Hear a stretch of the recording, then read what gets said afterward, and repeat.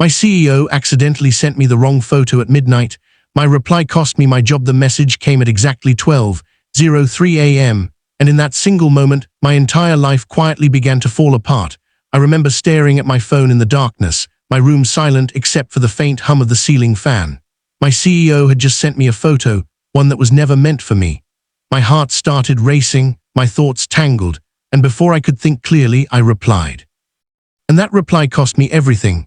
If you believe in kindness, second chances, and the idea that even the smallest moment can change a life forever, take a second right now to like, comment, share, and subscribe. Your support keeps stories like this alive. I worked as a junior analyst in a fast-paced corporate office, the kind where everyone wore polished smiles but carried invisible exhaustion. My job wasn't glamorous, but it meant stability. After my father passed away 2 years ago, I became the only support for my mother and younger sister. Every paycheck mattered. Every mistake felt dangerous. Our CEO was known for being distant, sharp, and impossibly composed. She was the kind of leader people admired from afar but rarely approached. I had only interacted with her a few times, always formally, always briefly. To me, she was a figure of authority, almost untouchable. That night I was still awake, reviewing spreadsheets under dim light, trying to fix an error before the morning meeting. That's when my phone buzzed. At first, I assumed it was just another work message. But when I opened it, I froze. It was a photo of her, not the confident CEO everyone saw in boardrooms, but something else entirely.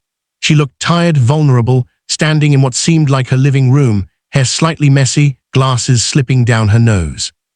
She was holding her phone like she had hesitated before taking the picture.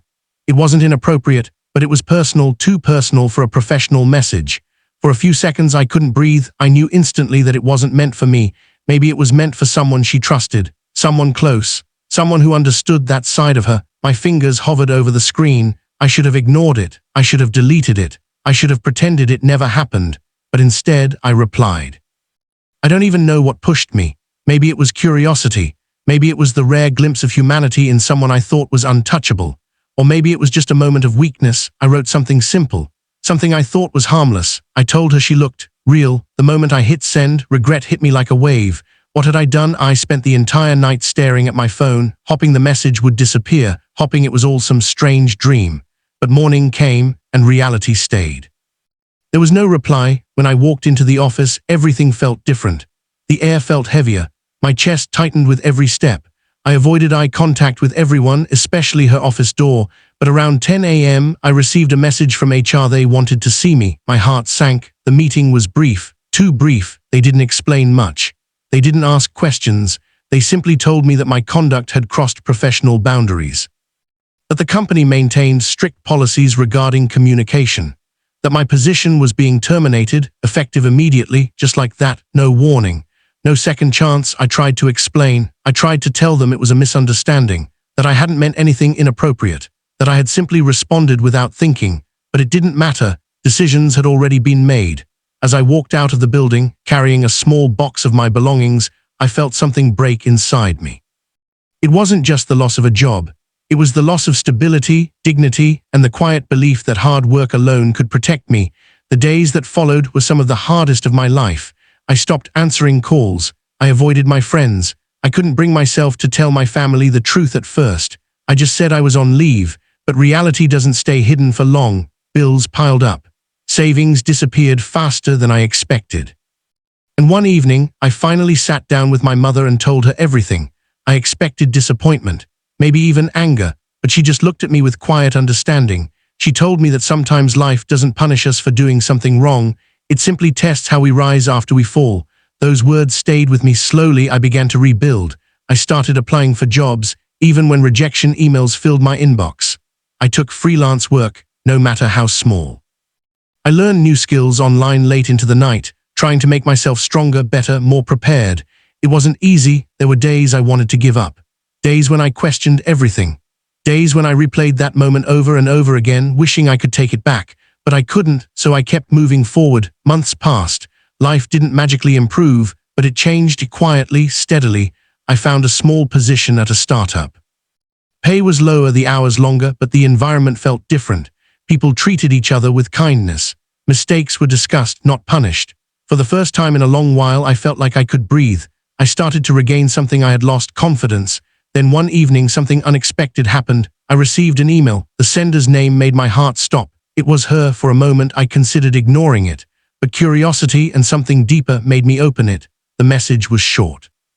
She said she wanted to meet. No explanations, no details, just a time and a place. I didn't know what to expect. Part of me feared another blow, another reminder of what I had lost, but another part of me wanted closure. When I arrived at the cafe, I saw her sitting by the window. She looked different, not weaker, not stronger, just human. When she looked up and saw me, there was a brief moment of silence, the kind that carries more emotion than words ever could. She told me that the photo had indeed been sent by mistake. She told me that my reply had caught her off guard, not because it was offensive, but because it was honest. She admitted that she had panicked, that she had acted quickly, professionally, and perhaps too harshly. For the first time, I saw regret in her eyes, but she didn't ask for forgiveness. She didn't try to justify what happened. She simply said that sometimes power makes people forget that every decision affects a real human life. I didn't know what to say. Part of me still carried the pain, the anger, the loss. But another part of me understood. We talked for a while, not as CEO and employee, but as two people who had been caught in a moment that changed everything. Before we left, she offered me something unexpected, not my old job, but a recommendation, a chance to move forward, not backward. I accepted, not because I needed it, but because I realized something important. Holding on to resentment would only keep me stuck in the past. Letting go didn't mean forgetting. It meant choosing growth over bitterness. That meeting didn't fix everything, but it gave me something I didn't realize I needed: closure. And sometimes closure is the beginning of healing. Today, my life looks very different. I'm still working hard, still facing challenges, still learning, but I'm no longer defined by that one moment. I'm defined by everything I chose to do after it. If this story touched your heart even a little, take a moment to like, share, and comment. Your support means more than you know. And before you go, tell me something. From which country are you watching this story? Because no matter where we are in the world, stories like this remind us of one simple truth: we all make mistakes, but it's what we do next that defines who we become.